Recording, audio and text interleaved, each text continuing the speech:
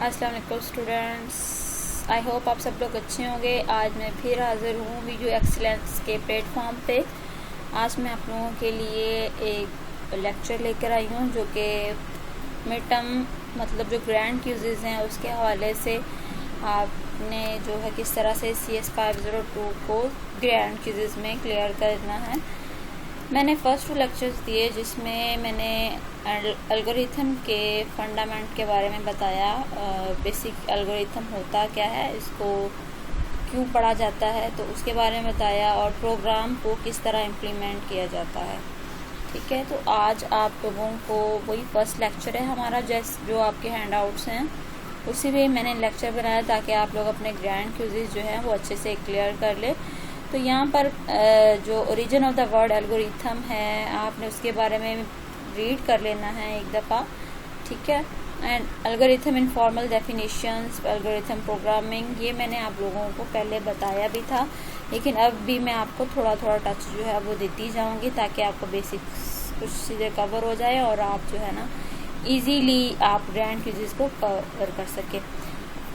और नेक्स्ट ये है कि हमारे जो चैप्टर हैं वो हैं 9 चैप्टर, टोटल 9 चैप्टर हैं। ठीक है, आप लोगों ने 4 जो है या 4.5 तक के चैप्टर को कवर करना है जिससे आप लोगों के ग्रैंड क्यूजेस जो हैं वो क्लियर हो सकते हैं। तो देन चलिए अब हम अपना जो है रीड करते हैं बेसिक्स जो हैं चैप्टर नंबर 1 पर, जिससे आप ग्रैंड क्यूजेज जो है बहुत इजीली कवर कर सकते हैं और क्लियर भी इंशाल्लाह होंगे आप लोगों के।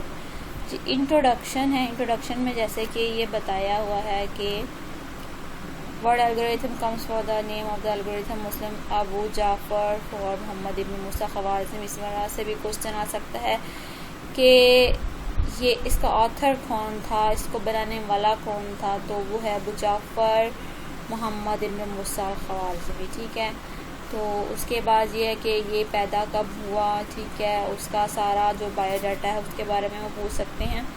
एंड देन इसके ये सारी हिस्ट्री है। ठीक है, इसको आप एक दफ़ा रीड कर लीजिएगा। उसके बाद इनफॉर्मल डेफिनेशन है, एल्गोरिथम होता क्या चीज़ है, इसको बनाया क्यों जाता है। तो भी आप लोगों ने एक कोई भी प्रोग्राम बनाना है उसको आपने एक सीक्वेंस दे के स्टेप बाय स्टेप लिख लेना है। तो जब भी आप अपनी वैल्यूज़ को, अपनी प्रॉब्लम्स को स्टेप बाय स्टेप लिखते हैं तो उसको सॉल्व करना आसान हो जाता है। तो जो स्टेप बाय स्टेप और सीक्वेंस में आपने अपनी वैल्यूज़ को लिखी होती है वो होती हैं एल्गोरिथम। ठीक है, उसमें आपने अपने कंप्यूटेशनल प्रोग्राम भी आ सकते हैं जो स्टेप बाय स्टेप आप लोग उसको लिखते हैं और इनपुट से वही जो स्टेप बाय स्टेप सीक्वेंस आपका जो आपने एल्गोरिथम बनाया होता है वो एक इनपुट होता है और इनपुट वही एल्गोरिथम आपको आउटपुट में लेके आता है। ठीक है, एल्गोरिथम प्रोग्रामिंग क्या चीज़ है? Good of understanding of algorithm is essential for good understanding the most basic element of a computer science. जी, ये वाकई ही बेसिक है हमारे लिए, क्योंकि एक प्रोग्रामर के लिए जो है ये ज़्यादा बेसिकली चीज़ है एल्गोरिथम, क्योंकि जब तक प्रोग्रामर जो है वो स्टेप बाय स्टेप अपने वर्क को, अपनी रिक्वायरमेंट को नहीं देखेगा, नहीं रखेगा, फिर उसको उसी तरह से काम नहीं करेगा तो वो कॉम्प्लेक्सिटी का शिकार हो जाएगा, तो इस तरह से वो काम नहीं कर पाएगा। ठीक है, ये नेक्स्ट जो है design is all about mathematically theory behind the design of good programmer. तो सही बात है, गुड प्रोग्रामर के लिए एल्गोरिथम का होना बहुत ज़रूरी है। तो जी चलिए, ये आप लोग खुद भी अच्छे से इसको रीड कर लीजिएगा। इसके अंदर से भी क्वेश्चंस 1-2 चीज़ें जो है वो लग सकते हैं।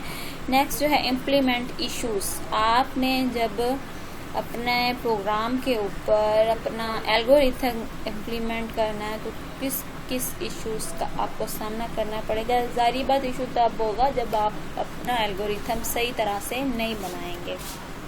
जी, बट अ गुड एल्गोरिथम जो है designer can work with in the Realme of mathematics. तो एल्गोरिथम एक मैथमेटिशियन के लिए बहुत ही ज़्यादा यूज़फुल और बहुत ही अच्छा है। एल्गोरिथम अगर कोई भी मैथमेटिशियन है उसने अपनी प्रॉब्लम्स को सॉल्व करना है तो वो सीक्वेंस बाय सीक्वेंस अपना डाटा जो है वो लिखेगा, उसके बाद उसके अंदर अपना कोई फार्मूला पुट करके उसकी आउटपुट जो है वो ले सकता है। तो उसके लिए भी ये ज़्यादा ज़रूरी है। ठीक है, एंड देन आगे आप लोग इसमें से देखते जाएंगे, रीड करते जाएंगे कौन सा ऐसा है क्वेश्चन या कौन सी ऐसी स्टेटमेंट है जो आपको आ सकती है ग्रैंड क्विज़ेस में। जैसे आप सिंपल दूसरे क्विज़ेस करते हैं उसी तरह से ग्रैंड क्विज़ेस भी होंगे, उसमें 30 या 40 MCQs होंगे जिसको आपने सॉल्व करना होगा जी। Open eye to implementation, issue down the line that will be important for a final implementation. For example, किस तरह से आपने इस एग्जाम्पल को आप रीड करेंगे तो आपको सारा टॉपिक जो है वो क्लियर हो जाएगा। वो will study 3 fast sorting algorithm, तरतीब देना एल्गोरिथम को। This semester heap sort, merge sort, तो कितने सॉर्ट हैं जो आपने तैयार करने हैं सेमेस्टर में? Heap sort, merge sort and quick sort. ठीक है जी। ये जो सॉर्टिंग है इसको आप रीड कर लेंगे। सॉर्टिंग कितने किस्म की है जो आपने अपने एल्गोरिथम में पढ़ी है, तो इस सेमेस्टर में आपने पढ़ना है heap sort, merge sort and quick sort. 3 sorts हैं जो आपने इसको रीड करना है। From our mathematical analysis all have equal running time, तो इनका जो रनिंग टाइम है वो इक्वल ही होता है हीप सॉर्ट और मर्ज सॉर्ट एंड क्विक सॉर्ट का।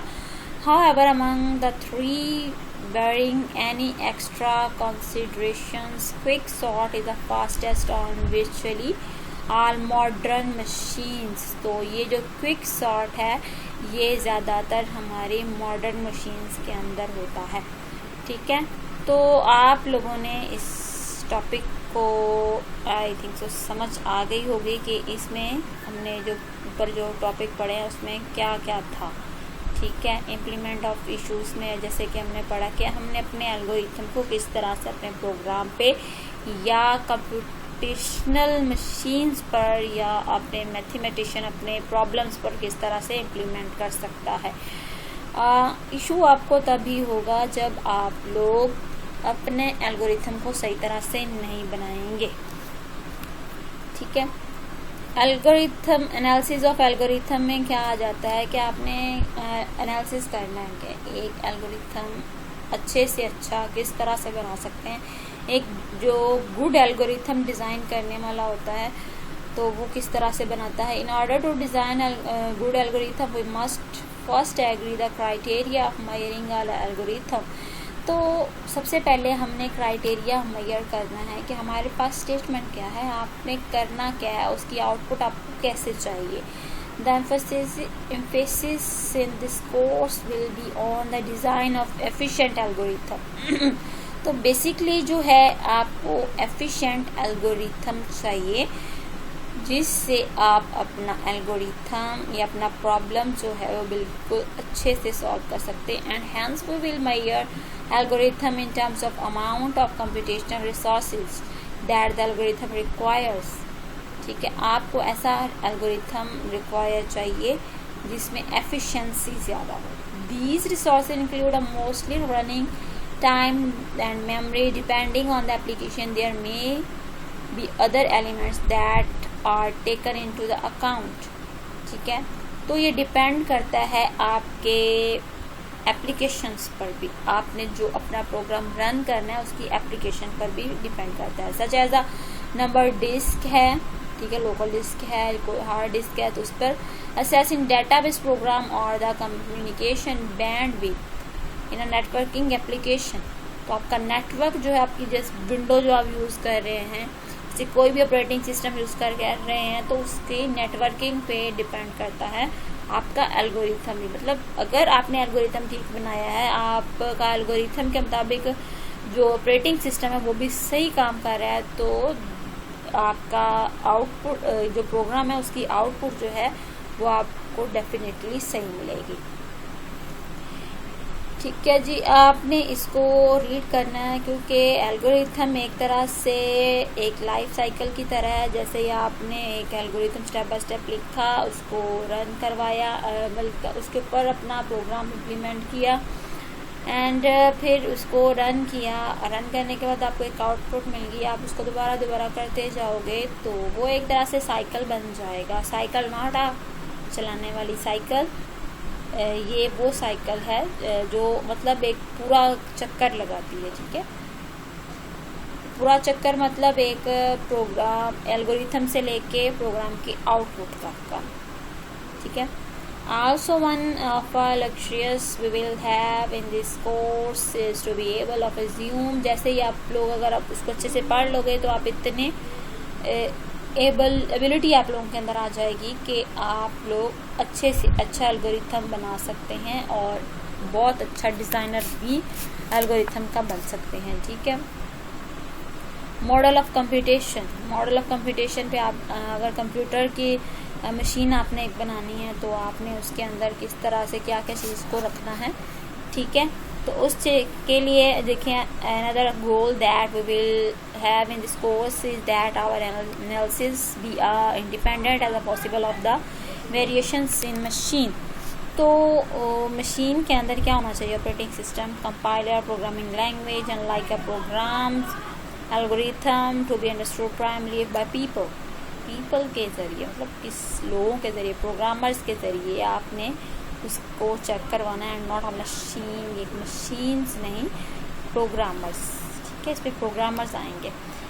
Thus gives us quite a bit of flexibility, इसके अंदर फ्लेक्सिबिलिटी भी होनी चाहिए, how we present our algorithm, तो and many low level details may be omitted, since it will be job of programmer or who implements the algorithm to fill them in।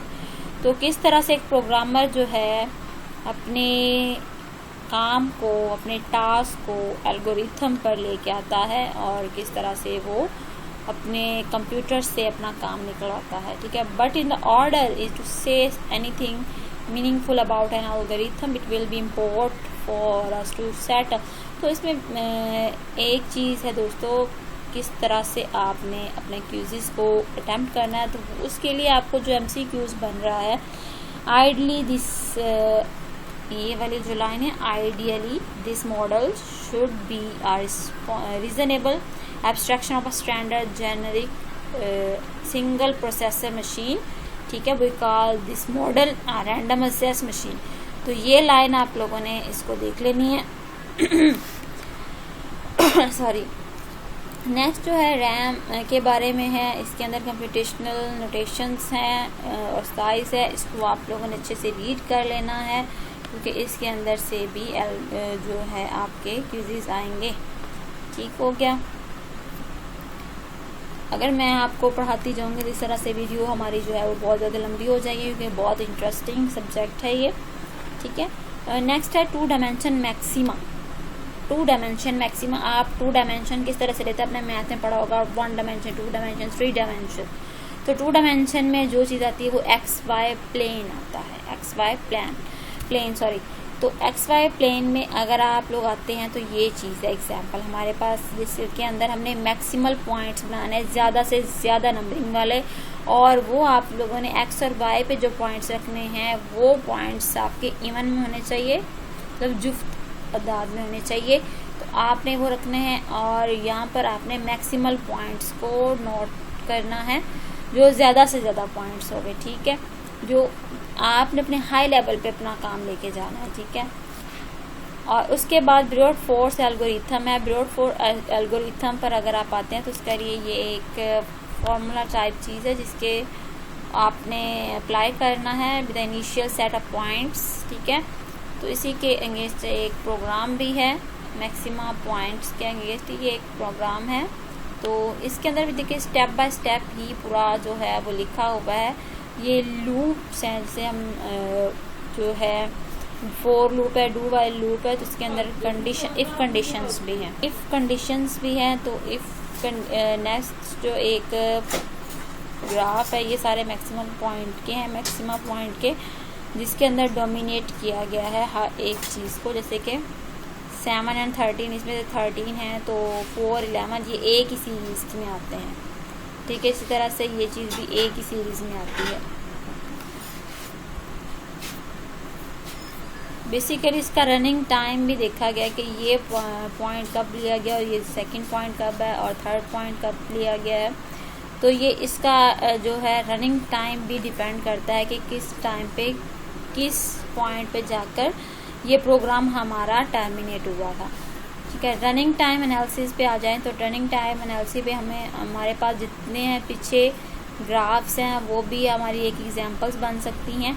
तो आपने इसके अंदर से भी ये देखना है कि concern about the space memory required by the algorithm.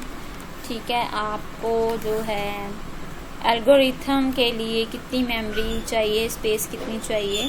ठीक है, 2 डायमेंशन मैक्सिमा आपने पूरे इस जो है सब्जेक्ट में पढ़ना है, वो हर जगह पे यूज़ हो रहा होगा। उसके बाद हमारे पास कुछ टॉपिक्स लाइंस हैं, जैसे कि ये रोस्ट केस टाइम है, इसका फॉर्मूला आपने देख लेना है, ये भी आपके जो है आ सकता है ग्रैंड क्विज़ेस में। इसी तरह एवरेज केस टाइम का को भी आपने पढ़ना है।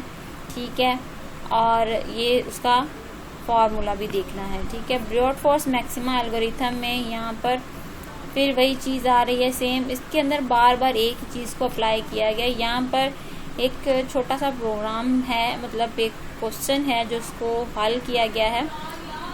T समीशन ओवर n, ऊपर उसकी जो है n है, नीचे इक्वल टू 1 है, 2 प्लस और समीशन n, ये इसको आपने सॉल्व करना है। ठीक है, सॉल्व करने के बाद आपके पास ये इस तरह से आंसर आएगा।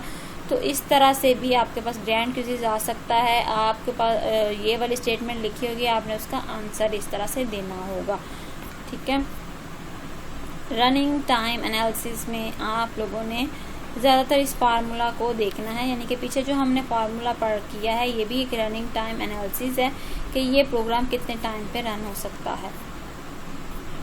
उसके बाद अरिथमेटिक सीरीज़ है, क्वाड्रेटिक सीरीज़ है, ज्योमेट्रिक सीरीज़ है, इसको भी आप देख लें और इसके एक एक फार्मूला को भी आपने देखना है, क्योंकि ये फार्मूलाज भी आपके ग्रैंड क्विज़ में आ सकते हैं। ठीक है, उसके बाद हमारा लास्ट टॉपिक है चैप्टर का एनालिसिस अ हार्डर एग्जांपल, जिसके अंदर नेस्टेड लूप है, मतलब लूप के अंदर लूप यूज़ किए हुए हैं, तो उसको हम बोलते हैं नेस्टेड लूप, और उसको एक सीक्वेंस में एक एल्गो में लिखा हुआ है। ठीक है, तो उसको हम एक हार्डर एग्जांपल के तौर पर इसलिए लेते हैं क्योंकि इसके अंदर हम एक लूप है, फिर उसके अंदर एक और लूप है, इसके अंदर एक और लूप है, इसके अंदर मतलब बहुत ही कंडीशनली एंड बार बार रिपीट होने वाला काम है। ठीक है, ये एग्जांपल जो है अगर आपके पेपर होते मिड टर्म तो एग्जांपल ये आपको पेपर में भी आ सकती थी, लेकिन अभी तो आपके ग्रैंड क्विज़ेस हैं, तो हो सकता है ये ऊपर क्वेश्चन हो और नीचे आपको आंसर, जैसे कि ये फर्स्ट क्वेश्चन है तो उसका आंसर ये नोटेशन N3 में आ सकता है।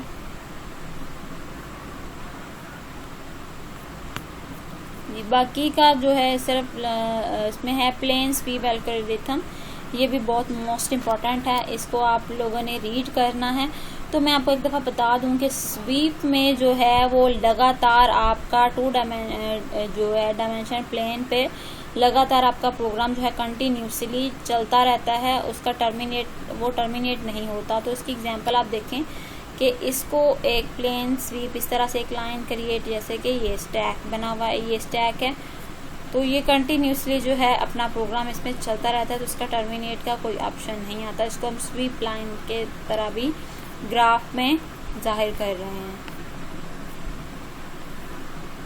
ठीक है, ये एक एग्जांपल के तौर पर आप इसको देख लीजिएगा कि स्वीप लाइन होता क्या है। Sweep line, what is sweep line, तो यहाँ पर आप देखेंगे स्वीप लाइन की डेफिनेशंस क्या बनती हैं। यहाँ से अगर आप देखें तो as we sweep this is line we will build a structure holding the maximal points, मतलब मैक्सिमल पॉइंट्स को वो होल्ड करे laying to the left of the sweep line. When the sweep line reaches the rightmost point of P, then we will have constructed the complete set of maxima. This approach of solving geometric problems by sweeping a line across the plane is called the plane sweep. तो ये चीज़ है plane sweep। इसमें geometrically चीज़ें भी आ सकती हैं और simple statement भी आ सकती हैं, और इसके अंदर मैक्सिमा पॉइंट्स भी होते हैं, और इसके अंदर स्टैक भी यूज़ किया गया है। ठीक है, तो ये है स्वीप लाइन के बाकी उसकी एग्जांपल है analysis of plane sweep algorithm, ये भी उसकी एग्जांपल्स के तौर पर लिया गया है। And comparison of brute force के ब्रूट फोर्स पे अगर आप देखें तो यहाँ पर ये फॉर्मूला है, इसको किस तरह से अप्लाई किया गया है ये भी आप लोगों ने रीड करना है। ये फॉर्मूला ब्रूट फोर्स का ग्रैंड क्विज़ में भी आ सकता है, ठीक है जी। आज के लिए इतना काफ़ी है। नेक्स्ट लेक्चर जो है के लिए हम फिर हाजिर होंगे आपके वीडियो एक्सीलेंस के प्लेटफॉर्म पे। तो हमारे चैनल को सब्सक्राइब करें एंड लाइक करें, कमेंट करें इस लेक्चर के अबाउट, ताकि आपके लेक्चर को और बेहतर से बेहतर बनाया जा सके। तब तक के लिए नए लेक्चर के लिए हम हाज़िर होंगे। तब तक के लिए अल्लाह हाफिज़।